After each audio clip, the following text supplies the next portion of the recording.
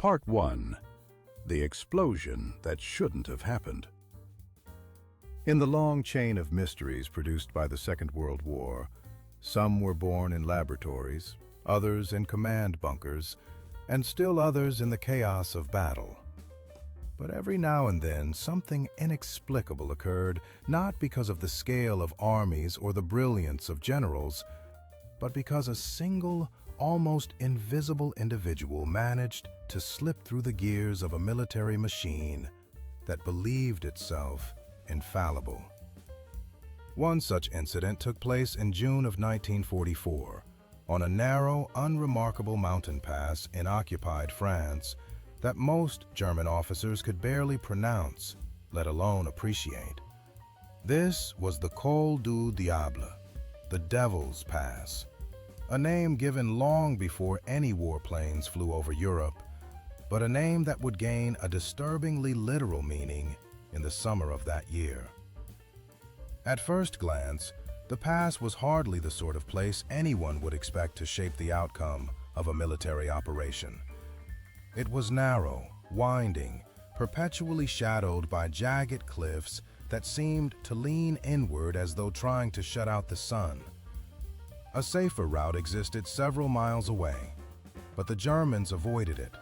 The resistance was active there, and German convoys preferred the Devil's Pass simply because the locals swore it was too unstable for guerrillas to hide explosives.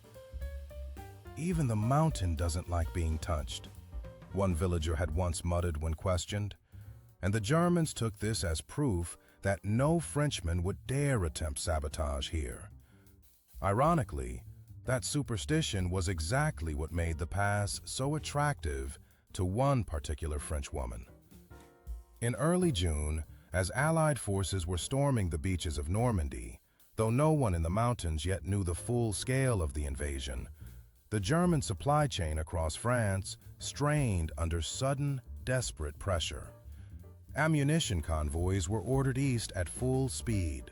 Artillery shells, rifle rounds, mortar bombs, anti-tank charges. One of these convoys, designated Cerberus III, carried enough ordnance to supply several frontline batteries for days. 5 Opel Blitz trucks, each one packed so tightly that the drivers joked they could light a cigarette and blow up half of Brittany. They didn't know how right they were. The morning of June 14th began cold and eerily still. The mist in the mountains lay in thick, slow-moving ribbons, muffling sound and swallowing the edges of the world. The villagers of the region were used to this kind of weather, but even they felt something strange on that particular morning. A tension in the air, as though the mountains themselves were holding their breath. Shortly after sunrise, Cerberus III began its ascent toward the Col du Diable. The trucks labored up the slope, engines groaning under the load. The lead driver, a veteran corporal named Weber, leaned forward in his seat as if willing the truck to move faster. He hated mountain roads. He hated the feeling of cliffs rising over him like giant stone waves. And he particularly hated the folklore surrounding this pass. Stories of avalanches that came without warning, of rocks shifting under their own weight, of shepherds who swore the mountain was alive. Weber dismissed such tales as nonsense, but he still drove with one hand hovering near the gear stick, ready to downshift the moment the engine complained. He took no chances. He had transported ammunition for years and knew that one misstep, one nervous twitch, one unlucky spark could turn a convoy into a traveling funeral pyre. Behind Weber, 4 more trucks crawled up the incline, maintaining a careful distance. The air smelled faintly of sap and cold stone. Birds emerged from the pines, fluttered across the road, then vanished into the mist again, as though not wanting to witness whatever was coming. Nothing seemed unusual. Nothing suggested that within minutes, the entire convoy would cease to exist. At 7:42 a.m., just as the first truck reached the narrowest choke point of the pass, the world changed. There was no warning, no gunshot, no clatter of falling rocks, no rumble of explosives. One moment the convoy was creeping along the road.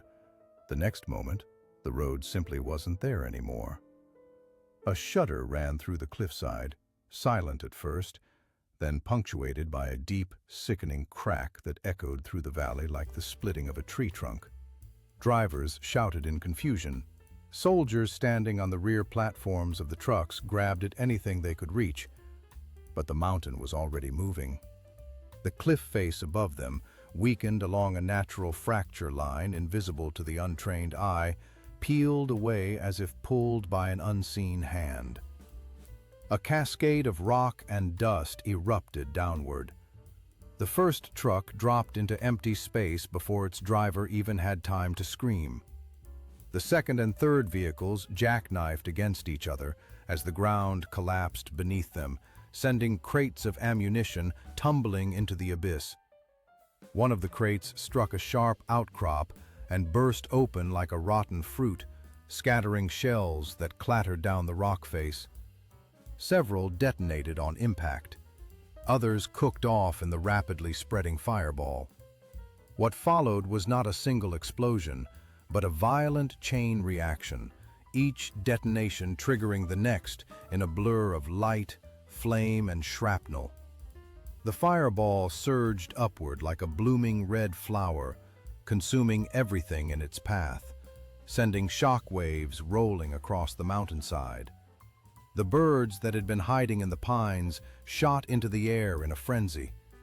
The echo of the blast reverberated for miles, bouncing from peak to peak as though the mountains were shouting the news to one another. And then, silence. A moment of perfect, unnatural quiet fell across the pass. Nothing moved except drifting smoke and the occasional pebble dislodged by the aftershock. The road, once carved into the side of the mountain, was now a jagged scar. The 5 Opel Blitz trucks were gone. Their crews were gone. Even the stones seemed stunned by what had happened. Word reached the nearest German outpost within minutes. Soldiers initially believed it was a resistance ambush. Several officers were overheard groaning that they would soon have to fill out an avalanche of paperwork. But when their scouts returned, pale-faced and wide-eyed, the rumors became more dramatic. "The road is gone," one of them insisted. "Not damaged, gone. As if someone carved a giant bite out of the mountain." The Wehrmacht dispatched combat engineers immediately. It was too important a convoy to lose without explanation. The man placed in charge of the investigation was Major Karl Brandt, a man known less for his charm than for his uncompromising obsession with logic and procedure. Brandt was the kind of officer who straightened his collar before reprimanding a subordinate, the kind who considered emotional reactions a form of intellectual weakness. He believed in facts. He believed in structure. He believed the world could be understood through equations and reports and measurements.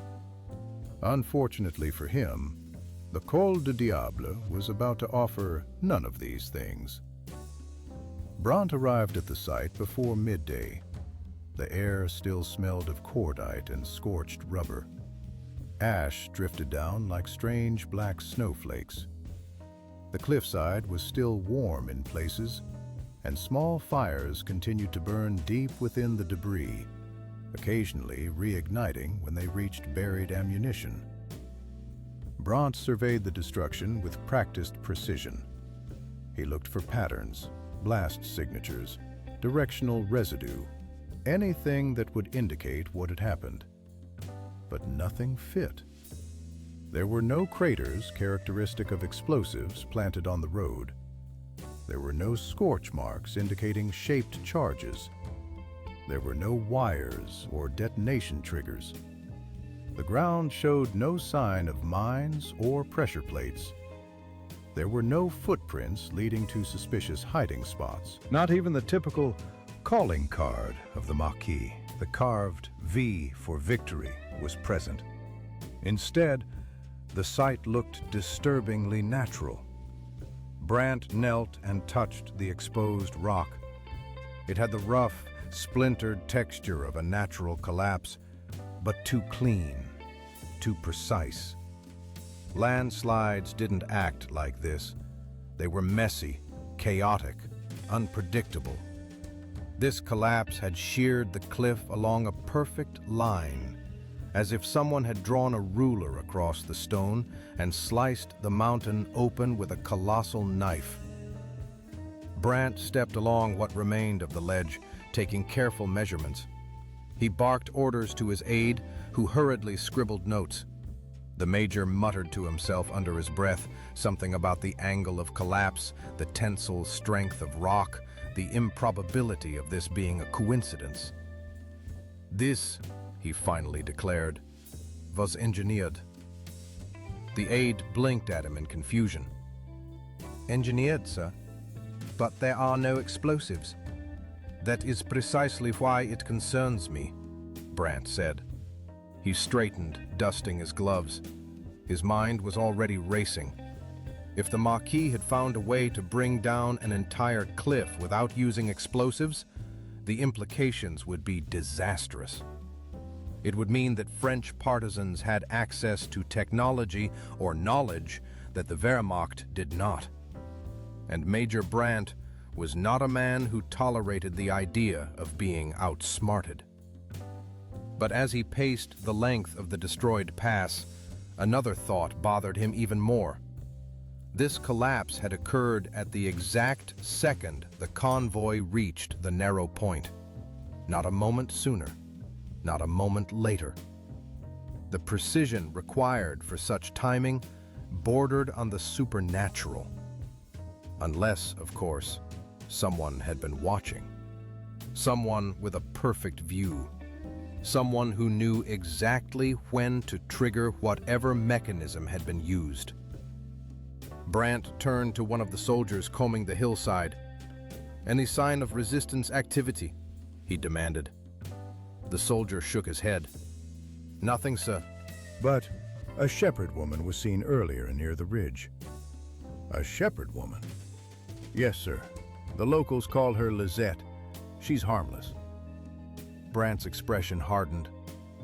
There is no such thing as harmless in a war zone. The soldier swallowed. "She's just a goat herder, sir." Brant gave him a cold, thin smile. "Then she will be easy to find." But she wasn't. Not by the soldiers, not by the dogs, not by the mountain patrols that scoured the entire region for the next 2 days. She seemed to have disappeared into the mountains, leaving nothing behind, not a footprint, not a scrap of cloth, not a single witness willing to admit they had seen her.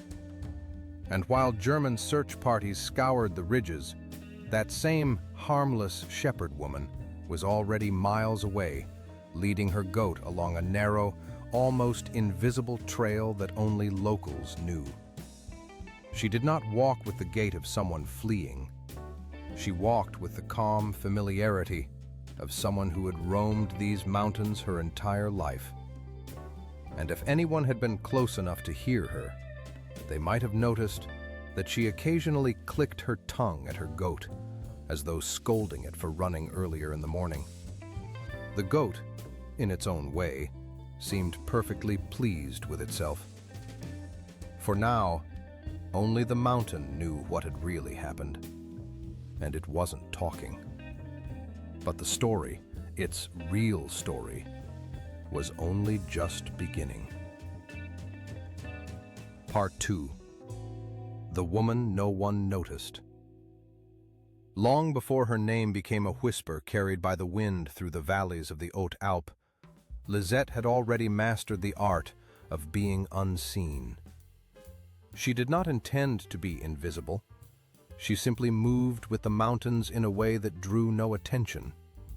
In a region where everyone knew everyone, she was merely the girl with the goats, a figure as ordinary as a weathered fence post or a worn footpath.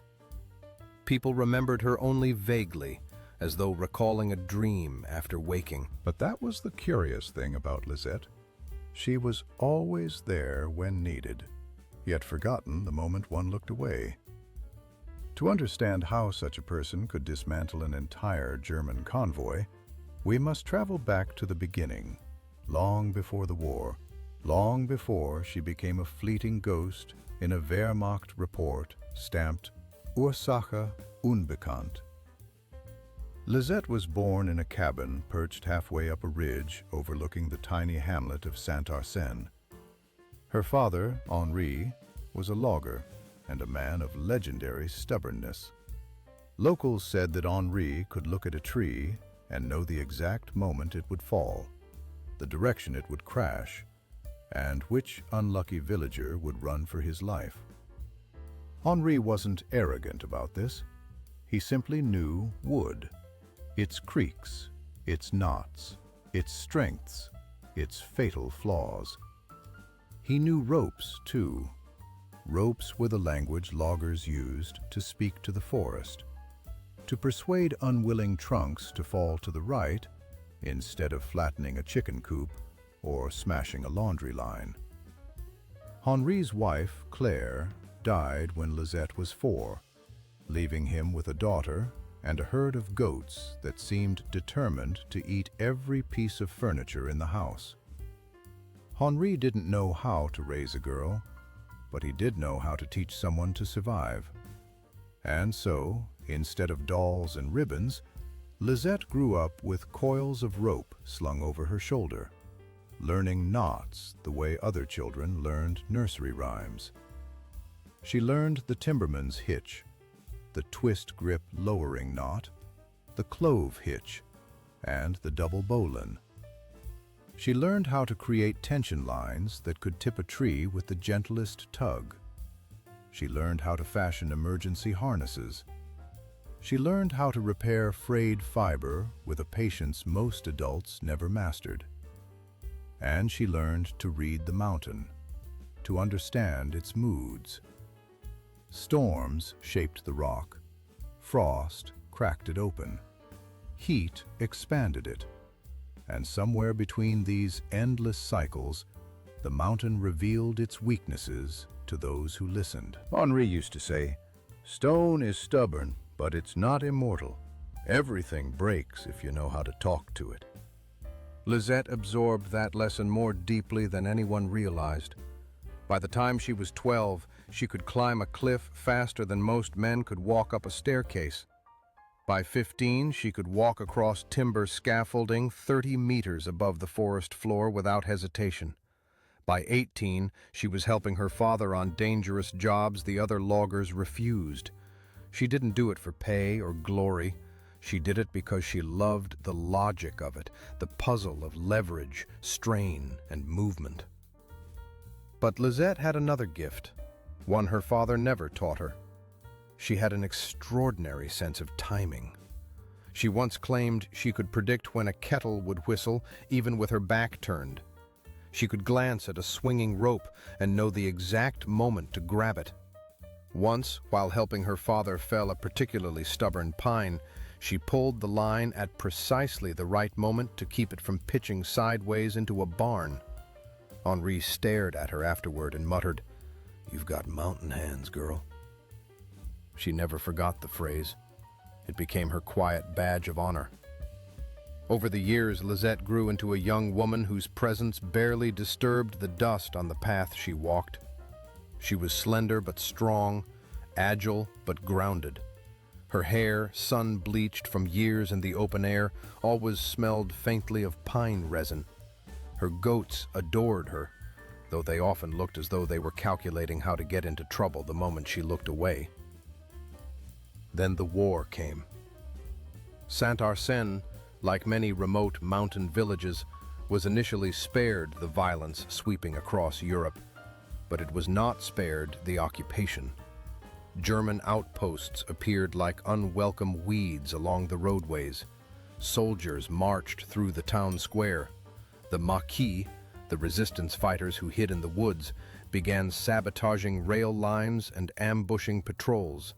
Fear settled over the region like the winter fog. Some villagers helped the resistance.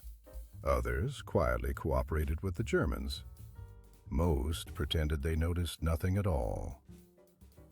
The mountains themselves felt divided. Lisette, at first, simply kept tending her goats. She was not political, at least not in the way the world defined politics. She hated cruelty, she hated injustice, and she distrusted uniforms. But she had no interest in battles or speeches. She wanted to live her quiet life. But war, as it often does, had other plans for her. It was on a late autumn evening in 1943 that everything changed. Lisette was returning home from the high pasture when she saw smoke rising from the direction of her cabin. She rushed forward, heart pounding, fearing that lightning had struck or that her goats had finally managed to set something on fire. Both were equally possible. But neither explanation fit the sight that greeted her. Two German soldiers stood outside the cabin, laughing as they kicked embers away from a small, smoldering fire they had built using Henri's logging equipment.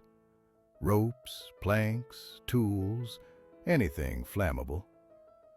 They had been drunk, bored, and careless. They thought the cabin was abandoned. They thought the tools were junk. They thought the goats were amusing. They did not think Henri was inside. Lisette found her father lying near the back door. The smoke had killed him before the fire grew large. He had tried to drag himself outside, but the thick fumes overtook him. His calloused hands, the hands that had taught her every knot she knew, still clutched a charred length of rope, as though holding on to the last thread of his life. The soldiers saw Lisette approaching and shouted something at her. She did not hear them. She did not speak. She simply knelt in the ash, touched her father's soot-covered face, and felt something inside her shift, not break, not collapse, but change shape like stone under pressure. The Germans offered a half-hearted apology, the kind reserved for mistakes that were of no consequence to them. They left her with the burnt shell of her home and the cold body of her father, and they walked away laughing again. It was the last time Lisette was invisible to herself. That winter was brutal. She rebuilt the cabin with her own hands, though now it felt too large for one person. She kept her goats because they were all she had left. She kept her father's tools, what little remained, as relics of a life stolen from her. And she kept a small, quiet ember of anger burning inside her chest. She never told anyone what happened. She didn't need to. The mountain had witnessed it. By spring, the Maquis had taken notice of her, quietly at first. A courier once stopped by, pretending to ask for a drink of water, and left, convinced she would be useful. A scout reported that Lisette knew every ridge, crevice, and hidden path. A saboteur noted that she moved silently and could climb where even trained fighters struggled. But Lisette refused every request to join them. "I'm not a soldier," she would say. The Maquis commander eventually stopped asking. But he didn't stop watching her. Meanwhile, German forces intensified their presence in the region. The Allied invasion was coming. Everyone knew it, whether they said it aloud or not. To prepare, the Germans fortified positions, guarded roads, and, most importantly, moved ammunition. Tons of it, day after day. Convoys wound through the narrow passes like iron veins carrying the lifeblood of the German war machine. Lisette noticed. How could she not? She spent hours in the mountains. She saw the dust trails. She heard the gears grinding as trucks hauled their heavy loads. She watched their predictable, rigid schedules. But she did not think of sabotage. Not yet. Everything changed the day she saw the crack. It was one of those small, subtlest things that most people overlook. The kind of fracture that appears after a harsh winter or an unusually hot summer. But Lisette noticed immediately. She was gathering firewood along a ridge when she passed a section of cliff she had walked by 1,000 times. But now she stopped. The stone had split in a thin, almost elegant line, curving downward like the beginning of a smile. She rested her hand on it and felt the vibration of hollow space beneath. Her first thought was practical. The rock face was unstable, and she should avoid this route for safety. Her second thought came unbidden. If this collapsed at the right time, it would take out anything on the pass below. She dismissed the idea immediately. She wasn't a Maquis fighter. She hadn't lifted a weapon in her life, aside from the stick she used to nudge stubborn goats. She didn't intend to become an instrument of war. But the crack stayed in her mind. She visited it again the next day, and the day after. She studied it the way her father once studied a tree before felling it. She tapped the stone with a mallet. It sounded hollow. She examined the grain of the rock. It was ready to shear with the right leverage. She mapped the fault line and realized with growing disbelief that the entire upper slab was held in place by a few stubborn joints, balanced like a loose tooth waiting to fall. And then she noticed something else. The slope directly beneath the crack led to the narrowest part of Col du Diable, the exact place where trucks had no room to maneuver. If the slab fell, it would land directly on the road. The mountain, it seemed, had carved a weapon all on its own. It only lacked a trigger. Lisette stood there, touching the stone, feeling the old familiar rhythms of rope and leverage whispering to her like her father's voice. "Everything breaks," she said softly to the wind, "if you know how to talk to it." She didn't decide to sabotage the Germans in that moment. Decisions like that are never a single spark. They are slow gathering of embers. The burnt cabin, her father's tools, the soldiers' laughter, the convoys rumbling through the mountains as though they owned them, the ammunition destined to kill young men she would never meet, and the crack, nature's invitation to intervene. Over the next week, she returned again and again, testing ideas the way a composer tests chords on a piano. She brought rope, examined anchor points, measured distances by feel rather than by calculation. She created small prototypes using loose stones, constructing miniature tension systems with twine to see how the rock might respond. She even used her goat as a test subject, often unintentionally, as the creature had an uncanny ability to step exactly where she didn't want it to step. The Maquis, had they known what she was doing, would have assumed she was out of her mind. Engineers would have dismissed her as a foolish mountain girl. German officers, had they seen her, might have assumed she was gathering herbs or simply enjoying the view. No one would have guessed she was designing a mechanism that would forever baffle an entire SS investigation. And that mechanism, simple, elegant, absurd from the outside, was about to become the stupid rope trick that changed the fate of a convoy. But before the world learned the name Cerberus 3, before the explosion that shouldn't have happened, before the Germans began searching the ridges for a ghost they would never catch. Lizette stood alone on the cliff one evening at sunset. She tied her father's rope to a stump, pulled it taut, tested the tension with both hands, and whispered something no one else heard. It was not a vow, not revenge, not hatred. It was gratitude. Gratitude to the mountain for offering her a way to speak when she could not shout, to act when she could not fight, to strike when she could not aim a gun. For the first time since her father's death, the cabin she returned to that night felt a little less empty. The mountain had been listening, and soon, so would the world. Part 3. Continuous text, approximately 2,500 words. Professional engineers will tell you that collapsing a 20-meter granite slab without explosives is impossible. Granite doesn't negotiate. It doesn't bend to improvisation. It certainly doesn't respond to rope tricks invented by lumberjacks in forgotten valleys. But that assumption relies on the belief that you need to overpower a mountain to move it. Lizette never believed that.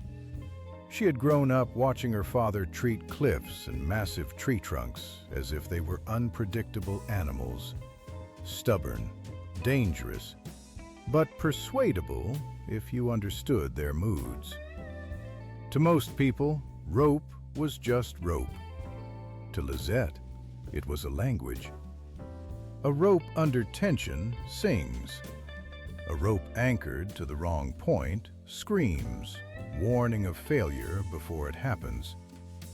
A rope used correctly becomes a conductor, transferring force from a point of leverage to a point of weakness.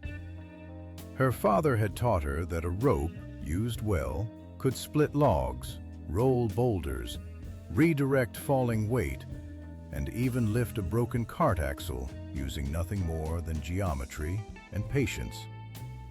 And once, when Lizette was 12, he demonstrated something she never forgot. He collapsed an entire unstable rock ledge using a single tension line anchored to a pine tree. No dynamite, no shouting, just a series of quiet adjustments, a final pull, a cracking sound like ice breaking on a winter lake, and then an avalanche of stone sliding exactly where he intended it to go. Force is loud, he said. Technique is quiet.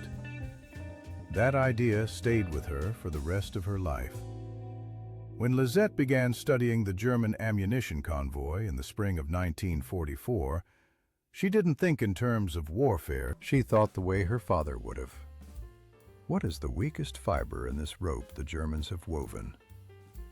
The rope, in this case, was their convoy route, and its weakest fiber was that narrow stretch beneath a fractured cliff the Germans didn't even know was fractured.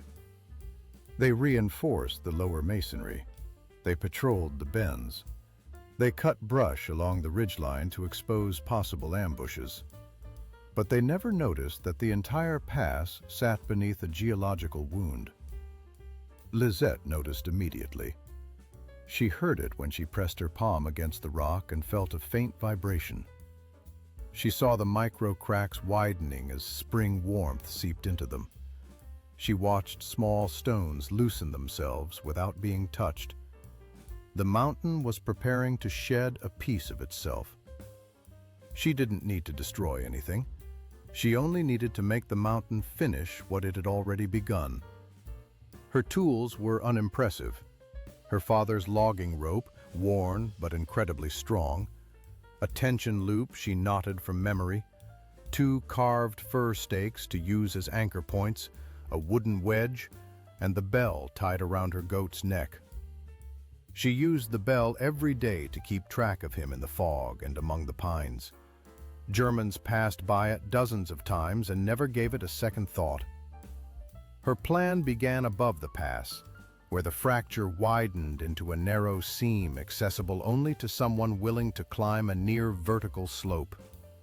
Lisette had climbed far worse. There was a tiny ledge just large enough for her to place her tools. Below her, the road curved into the pass, the perfect bottleneck. Trucks slowed to a crawl, unable to maneuver, with thick, canvas-covered beds full of artillery shells stacked nose to tail. She studied that convoy for weeks.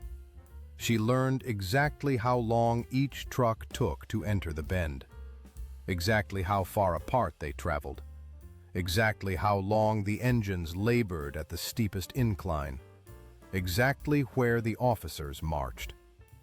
She even learned the rhythm of their voices echoing off the rock. The Germans had made themselves predictable. Predictability is a weakness.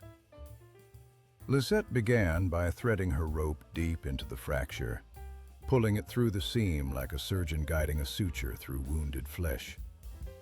She anchored the upper end around a sturdy juniper trunk rooted in the cliff above. Then she inserted her wedge into the crack at the precise angle her father had once shown her. A wedge in unskilled hands is useless. In skilled hands, it transforms pressure. The key wasn't to break the rock, but to redirect the natural stress already building inside it. She created a tension loop, a kind of primitive but ingenious trigger mechanism. The loop would hold the tension in place until a sudden movement released it. That sudden movement would come not from Lisette pulling a rope by hand. She needed both stealth and timing. Instead, she used something no German engineer would ever consider a threat: the bell on her goat's collar. She built a simple secondary line connected to the tension loop, the other end tied loosely to Benoit's harness. When the goat moved in just the right way, the bell would ring, the rope would pull taut, the tension system would snap into place, and the fracture would give way. It sounds absurd, something out of a fable or a prank played by bored farm children. And Lisette herself referred to it as a stupid, simple trick when muttering to her goat. But simplicity is often mistaken for stupidity by those who believe only complexity can be effective. The brilliance of her method was this: she did not force the collapse. She let the mountain do the work. Her rope trick merely accelerated what gravity and geology had already prepared. It was the difference between pushing a boulder uphill and giving it a tiny nudge when it's already teetering on the edge. Every day for a week, Lisette tested her setup. She'd bring Benoit to the upper ridge, let him wander near the secondary line, and observe how much movement the system tolerated before engaging. She adjusted knots. She repositioned the wedge. She listened to the subtle groans inside the cliff, sounds most people would never notice, but to her were as clear as human speech. On one test day, the system triggered prematurely with a loud snap of tension, but the rock held. She realized then how close the fracture already was to failing on its own. Another few weeks, perhaps even days, and it would collapse unpredictably, maybe killing shepherds, maybe blocking the pass entirely. But not necessarily at the moment of maximum impact. It had to be timed. That was her entire advantage. She thought of the consequences. She understood that 5 trucks full of ammunition would not simply crush under rock. They would explode. The entire pass would ignite. Anyone nearby, German or otherwise, would be killed instantly. She wasn't a violent person, but after the injury to her goat, something cold had settled inside her. Not hatred, exactly. Hate is too dramatic, too feverish. Lisette felt something quieter, firmer. A decision. A line had been crossed. And she had grown up in a place where lines, once crossed, were never uncrossed. The night before the convoy was due to return, she barely slept, not from fear, but from calculation. She walked the ridge 3 times, checking every knot, every anchor, every angle. Benoit followed patiently, occasionally nibbling at impossible tufts of grass growing from cracks. At one point, Lisette rested her palm against the cliff and whispered, "Demain?" Tomorrow. The morning of the explosion was clear and windless, the kind of alpine calm that makes distant sounds carry for kilometers. Lisette positioned herself above the fracture, hidden behind a cluster of low pines. Benoit grazed nearby. She held the line lightly in her hand, not to pull it, but to sense vibration. The convoy approached. She heard the trucks before she saw them, their engines groaning like tired oxen. Dust rose in slow spirals behind them. The first truck entered the pass, then the second, the third. She waited until all 5 were gathered beneath the cliff, precisely in the narrowest section. She didn't pull the rope. She didn't shout. She didn't move. A few meters away, Benoit kicked a pebble. The tiny stone clattered against another. Startled by the sound, he tossed his head. The bell on his collar chimed, a sharp, bright note that echoed faintly along the ridge. It was enough. The secondary line tightened. The tension loop snapped. The wedge shifted, and with a deep, resonant crack like thunder trapped inside stone, the entire granite slab sheared away. What followed was 10 seconds of devastation so total that even modern demolition experts would struggle to replicate it. The cliff collapsed downward and inward, striking the convoy like a stone hammer. Ammunition crates detonated on impact.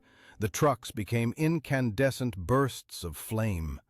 The road, the rock, the vehicles, everything vanished into a single eruption that tore the pass open as though the mountain itself had screamed. Lisette didn't watch. She was already walking away, leading her goat calmly, her face expressionless, as behind her, the world exploded. In that single moment, when the bell on Benoit's collar rang and the tension loop snapped shut, Lisette's world shifted. The rope that had felt so fine in her hands, so delicate and nimble, suddenly carried a weight far beyond anything she had ever known. For a heartbeat, she felt the force move through her, not her strength, but the mountain's. The cliff's fracture line, which she had monitored for weeks and coaxed with her father's rope and her own intuition, was no longer just a crack. It was an instrument being played by nature and will working together. Then the granite sheet peeled away. It fell in a drifting cascade, almost slow enough to watch, but fast enough to offer no mercy. Rock and dust poured down like molten metal, as if the mountain were splitting open. The first impact struck the lead truck. Metal crumpled. Canvas roofs tore. Ammunition crates slammed against one another and shattered. Shells slid out, tumbling into the abyss or exploding on impact. The air filled with a roar that made Lisette cover her ears, even though she was hundreds of meters high. Burning fragments ripped through the trucks, igniting gasoline, fusing metal, triggering secondary detonations in a chain reaction. The blast wave battered the pass walls, sending a shock that rattled pines. Smoke billowed upward, choking the sky, and, in that chaos, something incredible happened. For 10 seconds, the mountain seemed alive, roaring back in its own language. The noise was thunderous, but behind it lay a stillness, as though time had paused to watch. Stones tumbled further, glowing embers rained, and fire carved its scar across the cliff face. Beneath the inferno, shadows moved. What remained of the Opel Blitz trucks, twisted and burning, their silhouettes half swallowed by flame. Lisette did not look back. She walked away with Benoit, the goat's bell silent now, her heart pounding not with triumph, but with calm acceptance. She understood something profound. The mountain had done its work. She had only released it. Below, the explosion's aftershocks rattled the pass for minutes, and the earth trembled in its wake. Birds, startled from hidden perches, rose into smoky skies. The wind carried ash like snow. Somewhere, far below her, there may have been cries, but Lisette did not hear them. Her mind was already distant, already retreating into the quiet spaces she always inhabited. By the time she reached a hidden trail behind a scraggly ridge, she paused, listening.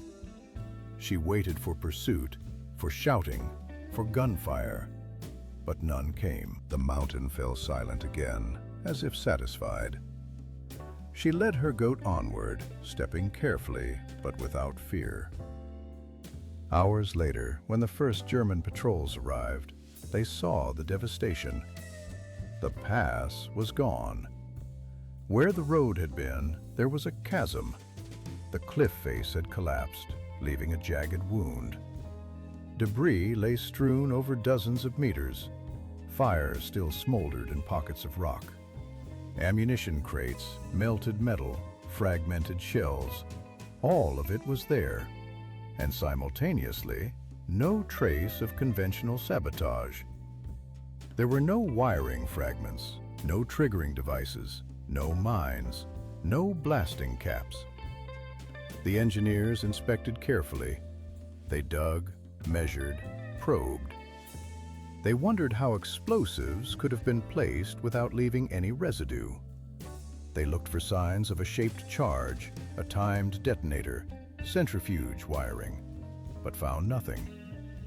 They even sent in combat engineers, demolition experts, geologists. Yet the more they inspected, the more baffling the scene became. Major Karl Brandt, already uneasy from his first visit, now paced among smoldering wrecks, his boots crunching over twisted metal and blackened stone. He frowned at the rock face. The fracture was too clean, too precise, as if someone had drawn a straight line across the cliff and persuaded nature to split along it. He measured angles. He noted how some ledges remained intact, while others were missing entirely. He studied how the debris field narrowed at the base and spread upward. None of it made sense. He pored over reports from his men. Soldiers described a collapse, but insisted they felt no explosion before the rock fell. Some said they saw fire, others smoke, but few could say exactly when the trucks ignited. The majority agreed on one thing: they never heard a detonation before impact. In their training, explosion preceded collapse. Here, collapse preceded the fire. Brandt's brow furrowed deeper. He ordered the site cordoned off. He demanded more specialists. He sent for his artillery officers and mining experts. He even contacted the local geological surveyors, people who ordinarily studied rock for quarries, not for sabotage. But none of the standard explanations held. They tested for chemical residue from explosives. They sampled rock for trace metals. They surveyed the fracture line for signs of unnatural stress. They found nothing out of the ordinary, only a natural fault, a slab of rock precariously balanced, and an improbable collapse. As they worked, local villagers came out of hiding. Some claimed they saw a shepherd girl high in the ridges that morning. Others said they heard a bell ring. Still others insisted on seeing a goat running away, but no people. Those reports filtered down to Brandt. He dismissed them at first. Shepherd life was full of superstition, he thought. But when more witnesses came forward, older woodsmen, goat herders, even a Maquis courier who had paused on the road below, his interest deepened.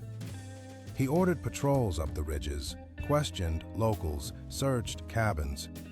They found animal droppings, broken branches, goat tracks, but no rope, no tools, no person. At dusk on the second day, Brandt stared up at the cliff in frustration. The sun was setting, painting the rock in harsh gold. Shadows crept across the fracture line. He wondered whether the mountain itself was mocking him. Another detachment arrived, a geologist from a French university, working under compulsion, not patriotic fervor. She squinted at the fallen slab. She tapped at the fractured face. She scratched her hand. Her report, when she returned to the Germans, was blunt. This failure is structurally akin to a natural shear. Anything man-made would leave signs, but there are no signs of a man-made detonation. Brandt swallowed. Those words struck him harder than any shell. He had no choice but to escalate. He contacted higher headquarters. He recommended that the pass be permanently closed. He insisted on a full report to Berlin, complete with photographs, sketches, testimony. Meanwhile, word of the incident spread through the resistance. The Maquis, hearing rumors of a vanished convoy and 5 trucks destroyed, assumed it must have been freshly planted explosives or a daring ambush. But no one in their command claimed responsibility. A few saboteurs whispered in hideouts about the girl in the ridges, but most scoffed at the notion that a single shepherd could do this. They looked for a network, a cell, a mine depot. They found nothing. For weeks, the Germans held the pass under strict guard. Soldiers camped at temporary outposts. Engineers returned to rebuild portions of the road. Yet villagers avoided the area. The air smelled of burning cordite and crushed stone. The cliff face felt less alive now, more hollow, as though the fracture had lost some secret. Lisette, meanwhile, retreated further into the mountains. She visited her collapse site once more from a hidden vantage point, watching the flames die, the smoke dissipate, and the men prodding at the wreckage. She stayed long enough to feel a bittersweet satisfaction, a soul's quiet nod to justice. Then she turned and walked away, leaving Benoit trailing behind, as though they were returning from a pilgrimage. No one saw her descend. No one left a footprint. She carried nothing, no tools, no rope, no mention of her presence. But she carried something heavier, the knowledge that she had changed things. The convoy was gone. The ammunition destined for the front had been destroyed, likely crippling a battery of German artillery. The Wehrmacht's morale, shaken by the audacity and mystery of the attack, prompted more paranoia. Soldiers whispered of ghosts. Officers muttered about saboteurs. Engineers feared they had underestimated the mountain itself. In the months that followed, the pass was closed to heavy traffic until repairs could be made, and even then, trucks were rerouted. No convoy of the size of Cerberus 3 ever attempted the same path again. Brandt's final report, sent to Berlin, carried a chilling detail. Cause unknown. Further geological risk. Recommend permanent restriction of use. His superiors, stunned, placed the report in a classified file, leaving the mystery to gather dust in the archives. For Lisette, the danger had passed for the moment, But she understood that her trick, her stupid rope trick, was not a final act. It was an argument between her and the mountain, between quiet people and great machines of war, between what is possible when someone both listens and dares. She walked on, disappearing like a wisp of smoke, leaving behind a mountain scar and stories that would be whispered for generations, of 5 trucks erased in seconds, of an engineer's pride shattered, of a shepherd woman who learned to speak the language of stone. And somewhere, high above the pass, if you listen when the wind is still, you might hear a bell, faint, distant, as though a ghost goat is still calling, watching over the wound she helped make. Part 5. Lisette did not return to the lower valleys for some time after the collapse. The mountains were calmer now, emptied of the noise of convoys and the tense anticipation that had lingered for weeks. Winter crept down from the peaks, thin and cold, threading through the pine needles and settling in the crevices of stone. She settled into a rhythm again, her quiet rhythm of a shepherd, a wanderer, a daughter of those slopes, even though she knew she was no longer the same girl who had once walked them without the burden of war. Yet she felt no pride. She felt no triumph. What she had done had been necessary, nothing more. That knowledge helped her sleep in the caves where she warmed herself with Benoit's wool and listened to the distant crackling of ice forming in mountain streams. She was patient. She always had been. But soon the world below stirred, and she sensed threads of attention pulling toward her in ways she could not ignore. She first noticed it when she saw German patrols fanning farther up the ridges than before, moving with an urgency she had not seen in months. They searched not angrily, but methodically.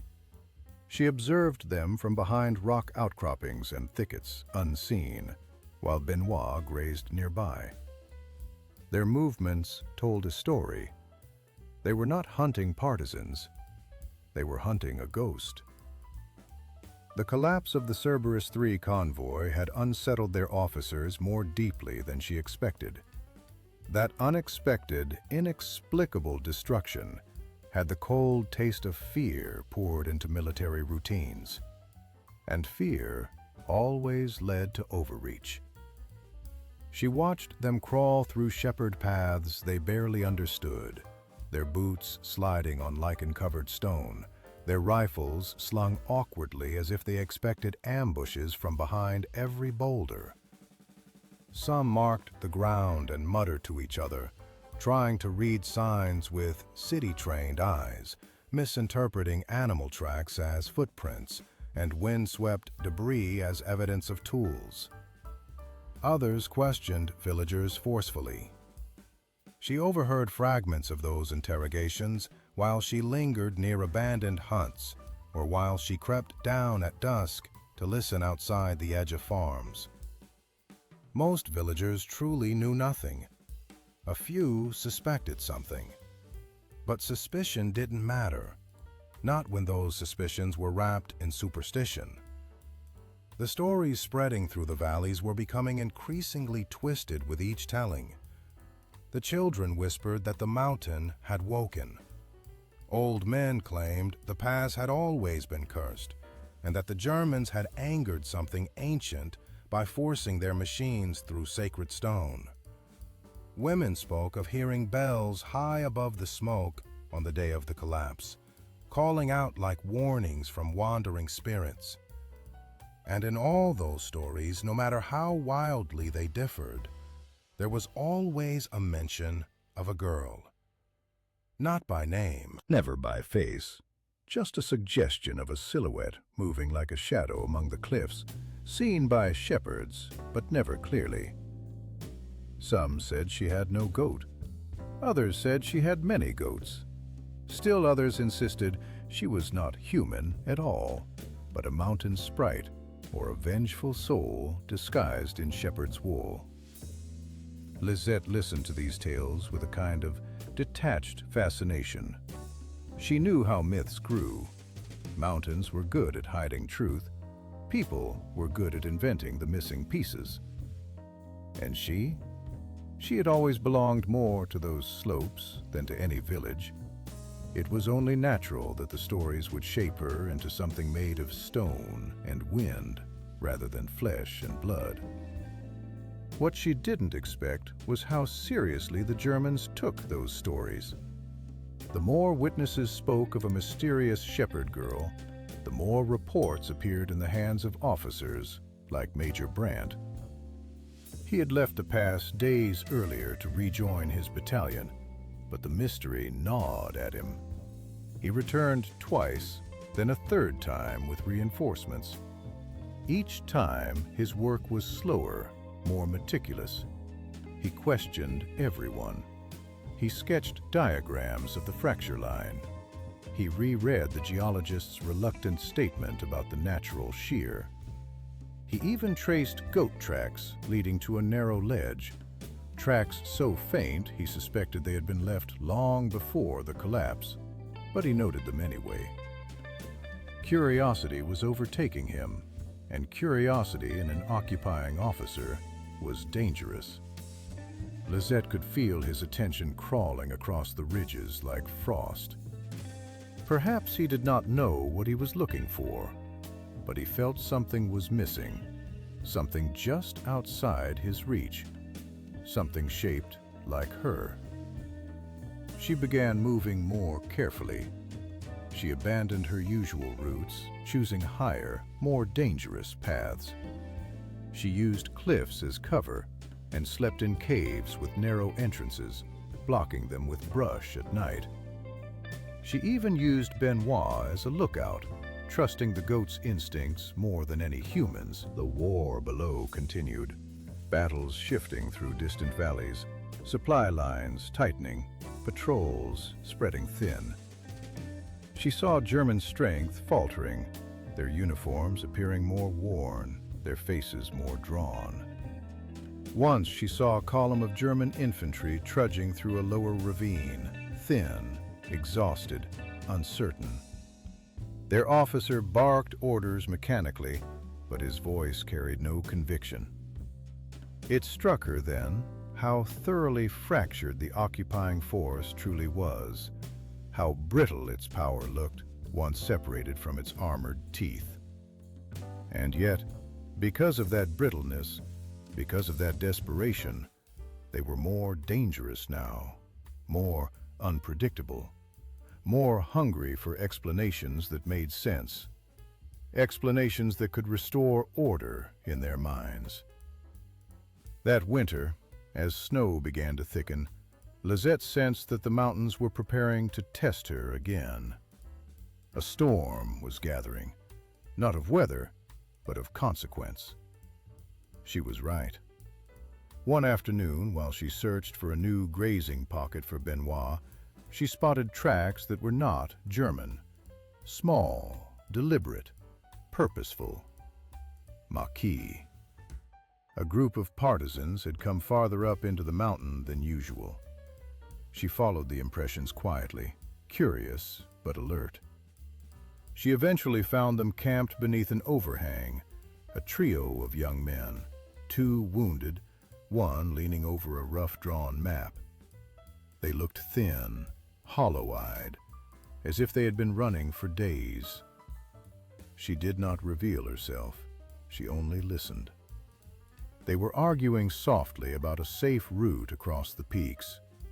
One insisted the Germans were closing the southern valley. The other argued they could outrun them.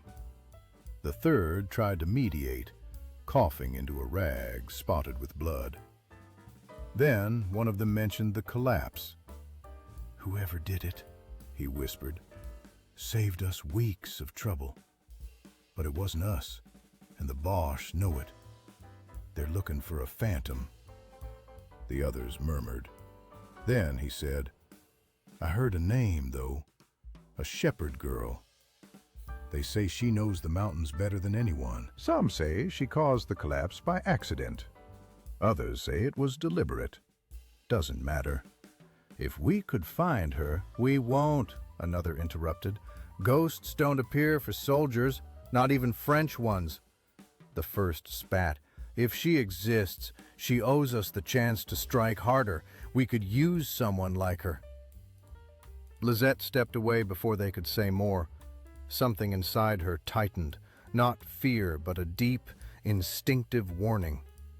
The Germans searching for her was expected, but the idea of the resistance searching for her too, that felt like a net closing. She had never wanted glory. She had never sought allies. What she did alone, not because she distrusted the Maquis, but because she trusted the mountain more. A network would want to use her. Commanders would want to direct her. Leaders would want to exploit her instincts. Yet she did not feel anger toward them. They were fighting for their country, their people, their future. She was fighting for something quieter. Dignity, balance, a small but crucial kind of justice. She moved on, putting distance between herself and the partisan camp, but she remembered the cough of the wounded man, the fear in their voices, the desperation. The war was grinding them down, and she wondered for the first time whether she would be forced to choose between hiding and helping. Weeks passed. Snow deepened. The passes became dangerous even for her, but she moved with the practiced ease of someone raised among these teeth of granite. Benoit remained steady at her side, unfazed by storms or terrain. Together they watched the world retreat into winter whiteness. Then late one evening, she saw something that made her heart skid. Smoke rising from a hut she knew well, a shepherd's hut near an abandoned orchard, far from any patrol routes. She watched from afar. At first, she thought it might be locals taking refuge, but then she saw the glint of a helmet in the firelight. Germans. they had discovered a temporary Maquis hideout, or what they believed to be one, and had burned it. She waited until the patrol left, then approached cautiously.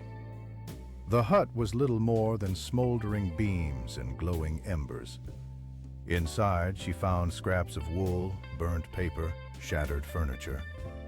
She also found footprints, multiple sets, hurried and uneven. One set stopped abruptly beside a patch of blood, then dragged into the darkness. She followed the trail. It led to a thicket, then up a steep incline. At the top, she found a young partisan lying half-conscious in the snow, breath shallow, coat singed, leg wounded. She recognized him, one of the wounded men from the group she had overheard weeks earlier. He opened his eyes weakly and startled when he saw her. "You," he whispered. "You're real." She said nothing. She knelt beside him, assessed his wound, tore strips from her own clothing to bind it. He winced, but did not resist. "Why did you help me?" he murmured. "You don't even know my name." Lizette shrugged faintly. "Because you'll die otherwise." He gave a faint smile that cracked at the edges. "The others, they fled. I told them I'd catch up." He looked down at his leg. "I lied." She gave him water from her flask. He hesitated, then asked, "Are you the one who destroyed the convoy?" She didn't answer.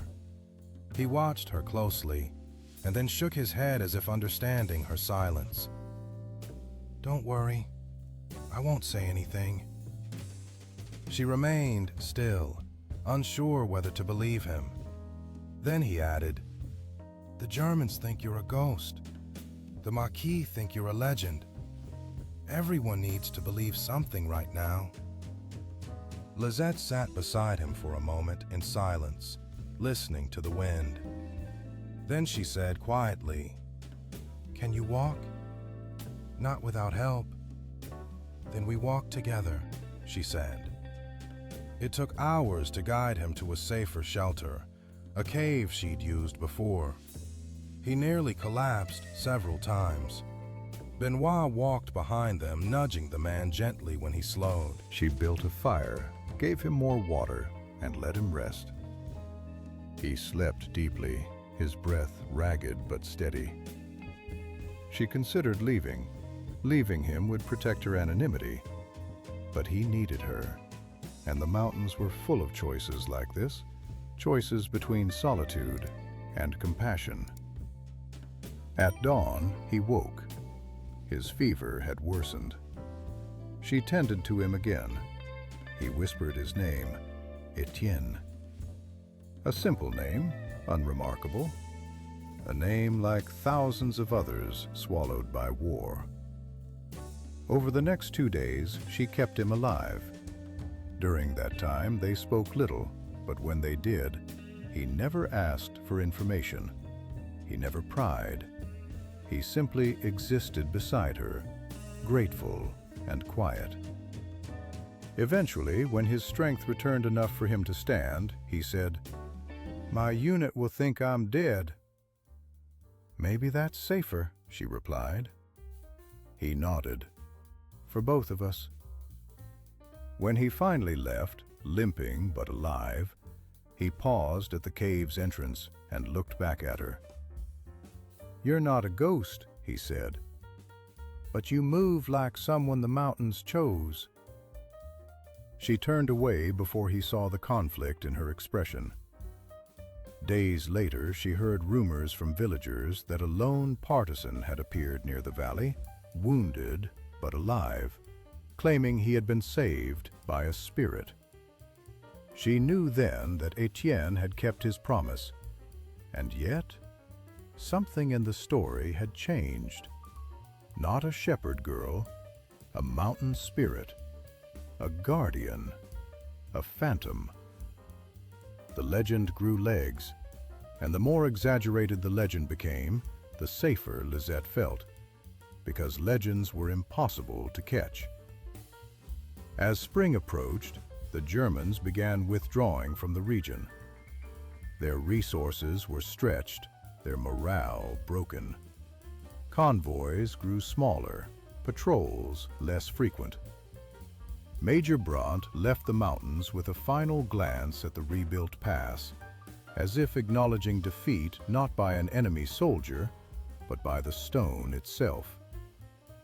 With the occupiers fading and the Maquis rising stronger, the mountains exhaled, long and deep. Lisette watched it all from her high places, carrying no banner, no allegiance, no fame. She remained a silent memory carved into the ridges, a whisper carried by shepherds, a bell ringing on the wind. Even after liberation, when villagers returned to rebuild, people still spoke of the collapse. They spoke of the day 5 German trucks vanished in thunderous ruin, of the impossible fracture that defeated military engineering, of the girl some swore they saw standing among the heights with a goat, watching with calm eyes as the pass fell. But no one ever found her. No one ever confirmed she was real. No rope, no tools, no footprints. No family claimed her. No record named her. She simply faded back into the stone, into the silence, into the secret folds of the mountain that had raised her. Some say she left for another range. Others claim she died in a storm. Still others insist she wanders even now with a quiet goat and a rope draped over her shoulder, waiting for the next moment when the world needs a reminder that even the smallest person, aligned with the patience of mountains, can redirect the fate of armies. And if you stand in the right pass at dusk, when the wind is thin and the sky begins to bruise, you might hear the faintest bell echoing across the cliffs. A bell that rings once, a warning, a whisper, a memory. a belle named Benoit. But the girl? The girl remains unseen, a shadow, a ghost, a truth too quiet for history, yet too powerful to die.